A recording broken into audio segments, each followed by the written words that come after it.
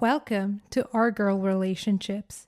On this channel, we discuss day-to-day problems people face in their lives. Let's start with the video.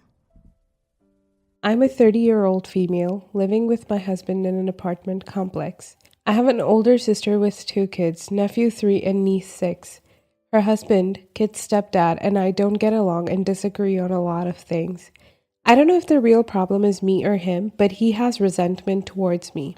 I watch my sister's kids from time to time, and her husband is fine with it as far as I know. Last week, we all met at my uncle's home except my husband. Brother-in-law and I got into a stupid argument when brought up my husband's mental struggle and made fun of it. I embarrassed him by saying at least my husband has a real struggle and not neglecting his stepkids to go gamble with his friends and get his wife into debts to pay. He got offended and made a scene and then left. My sister came over the next day and kids and apologized then, asked if I could watch the kids till 1 p.m.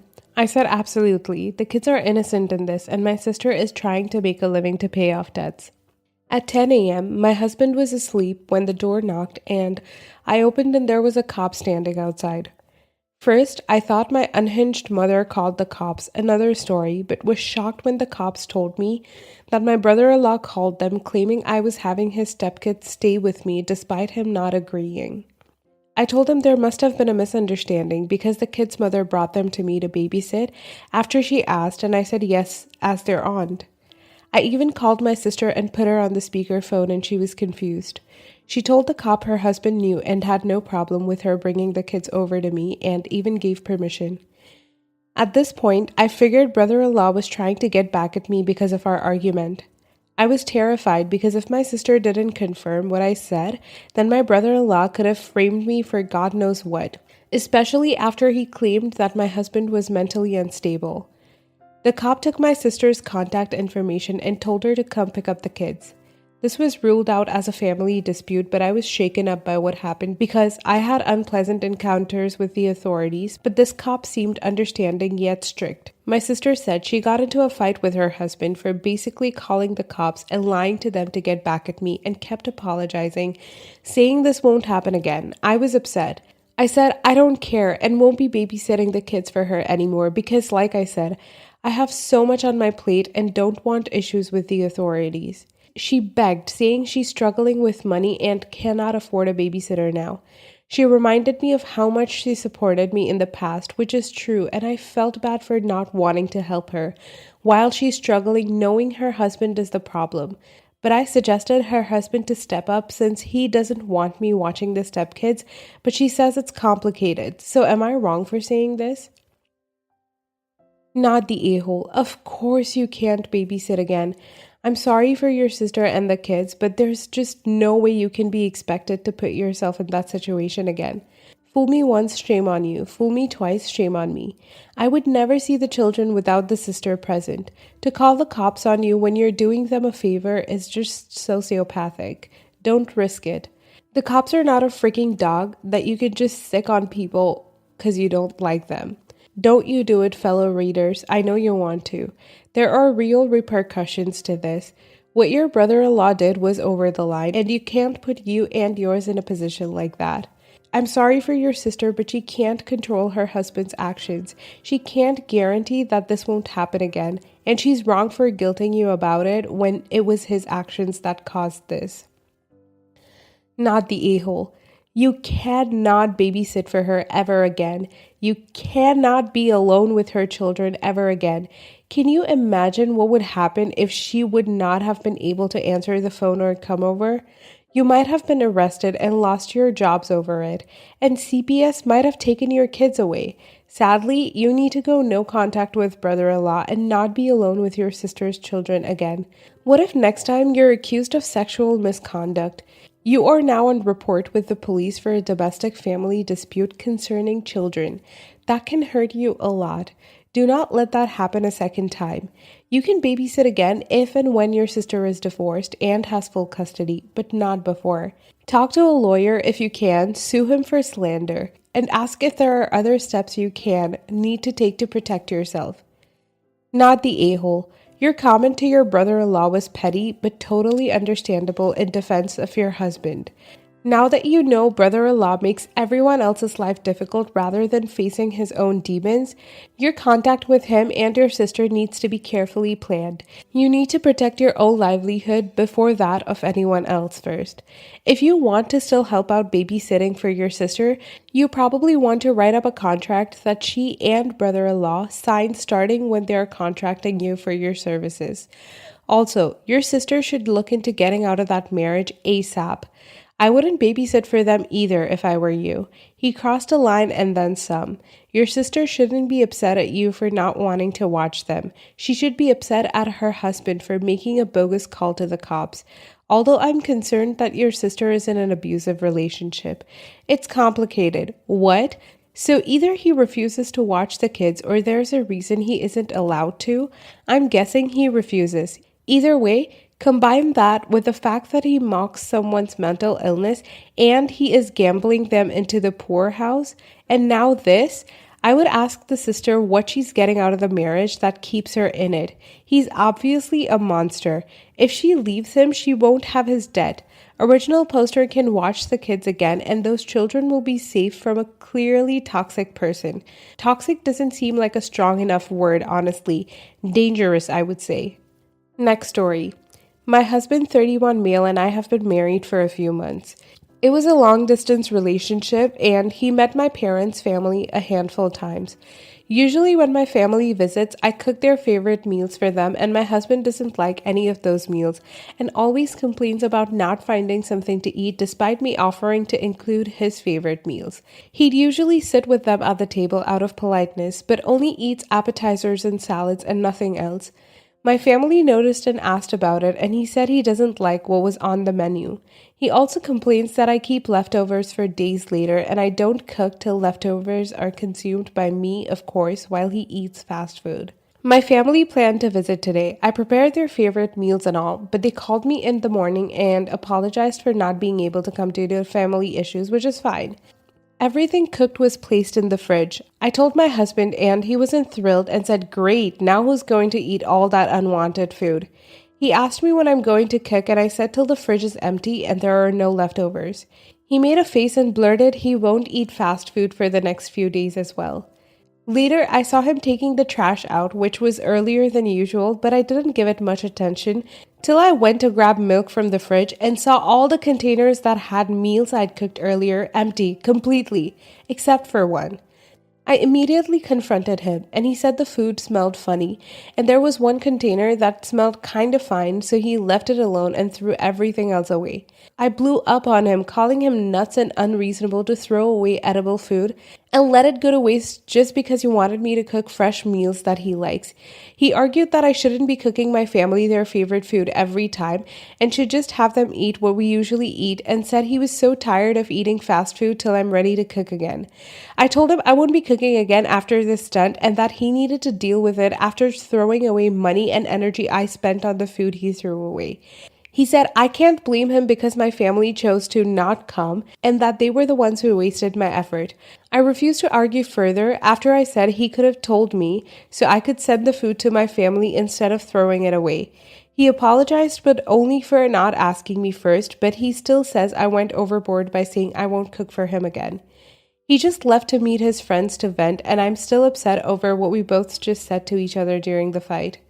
Edit. Okay, I feel I should add that the food I cook is Asian. My family are originally from Asia while my husband is American. I learned to cook his favorite meals, but he was never open to try and cook by himself, saying it's never gonna work and he'd never make a single decent dish. He said cooking just isn't his thing and called it a lost cause. Not the a-hole. You might have rushed into getting married a little quickly. The fact that he decided to get rid of food you made and would eat because he doesn't like it is a huge red flag. He threw it away because you said you wouldn't cook any more food until the food in the fridge was gone. He turned your word, so got rid of the food is a major a-hole move. He knew what you meant and now is forcing you into cooking for him. I can't imagine living with someone like that. Your husband is using strategic incompetence in order to pressure you into cooking for him since he can't cook. Throwing away the food because he thinks that will force you to cook for him is even worse. You've been married for a couple of months and he's already emotionally abusive. consider therapy to help you explore your feelings and whether or not this is a relationship that you want to continue. Honestly, for him to be this racist and say your food smells funny and refuse to eat the stuff is enough for a divorce for me. On top of him disrespecting your family and their favorite foods and being unwilling to cook for himself, the icing on the terrible husband cake is that he threw all the food out and therefore money, just because he's an insufferable who didn't want you even eating the leftovers, when he could easily just make himself grilled cheese or anything else even if he can't cook. Not the a-hole. Not to be rude, but why are you married to a low-key racist? The way his attitude skyrockets by the presence of your family and, in my opinion, absolutely phenomenal Asian food. I feel like his hostility plays a key role in my accusation. By the way, I'm fully aware it is 1,000% me making an assumption, and by no means do I mean any offense. It's totally fine if he doesn't like Asian cuisine, to each their own, but to be so opposed that instead of making himself a fried egg sandwich, he maliciously wasted your perfectly good food just to make a statement. He didn't think it smelled funny. That's a direct insult. He's saying that the food you make, the food from your culture, smells funny, period. That's an absolute insult if I've ever heard one. My very terrible, very unfortunately racist family makes snide comments like that all the time if they ever smell any other cuisine that isn't gravy covered potatoes, and they do it intentionally to hurt those who enjoy the food. Take a step back and ask yourself, any other red flags in this situationship? Not the a-hole. Divorce immediately. He fundamentally does not respect you, period. His stunt was nothing short of an abusive power control tactic. He has options other than fast food. He can learn to cook. Many meals are basic and easy. He isn't the victim. Of course, when your Asian family comes over, you're going to cook them their favorite and most enjoyable meals. It's your heritage. You're sharing and connecting through food. That's awesome. Your husband should be more open to trying new foods or learn to make his own. Why is it you must make him everything, but he doesn't have to make you your favorite foods? Seriously, he was beyond out of line.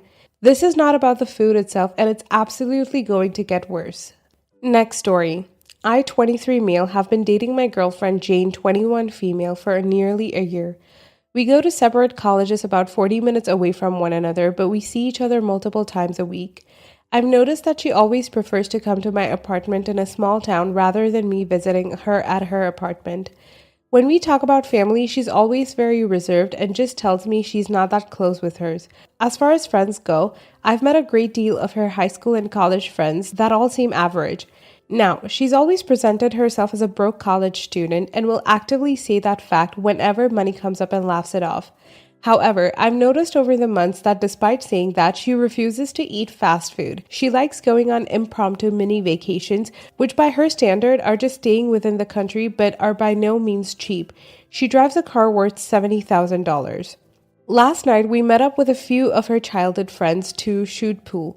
A few of them noticed that I drive a Tesla that I just bought for myself, brand new this year. It's my pride and joy, and I will admit that I've done quite well for myself over time in building up my own income. Here's where the red flags start. They all call her by a different name. Rather than her name that I and all her friends I've met before call her by, they were calling her something else completely. All of these friends were also foreign, coming from Brazil, Spain, Ivory Coast, and etc. Eventually, while talking about my car, a Brazilian girl named Camila asked Jane if she intended to ask her father to buy her one. Jane shrugged it off awkwardly with a maybe. Throughout the night, it became glaringly obvious that all of these childhood friends came from extremely wealthy families, so I asked Jane how she met them. She said they all went to school together overseas for a while and went to summer camps together. Jane also spoke to most of them in languages other than English, mostly French or Spanish, as that's what they all seemed to know besides English. After we left back to my place, I asked her what the deal was, and she said that she does come from a well-off family, and the name her friends call her was her actual name. She just went by a more common one when she came to our state because it was easier for people to pronounce. I felt miffed that she had been lying about her source of income for what seems like years, and that she actually had a lot more money than she had let on. I asked her if I could take a look at her Venmo, in which I see regular deposits from her father, ranging from $400 to $1,000 weekly as an allowance.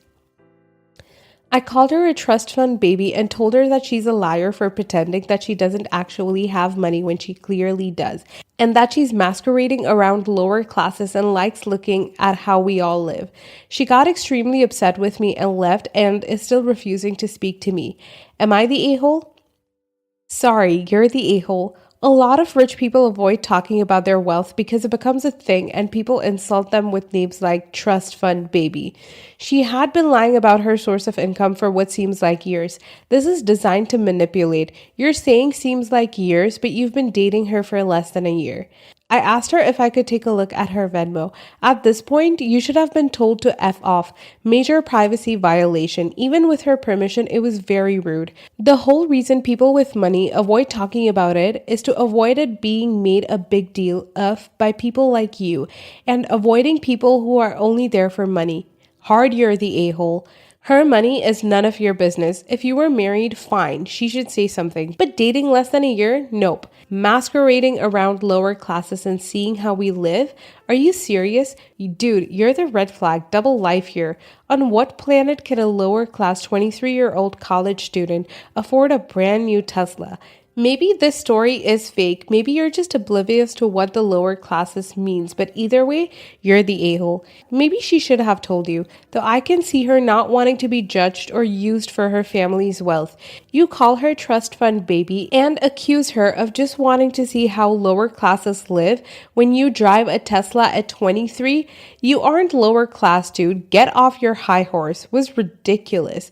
Maybe the fact that you're so judgy is why she isn't speaking to you. You're the a-hole. Did you ever stop to think that maybe the reason she admitted the fact that she came from a wealthy family is because of the fact that she would be called a trust fund baby? Just because you come from wealth does not mean you have to flaunt it. Many people change their names for the same reasons she's given. Maybe she doesn't care about money, but quite obviously you do. Many wealthy people choose to live independently of their wealthy families because they want to be independent and not live off of them. She didn't exactly lie. She may not have been forthcoming in flaunting it, but there were no lies told.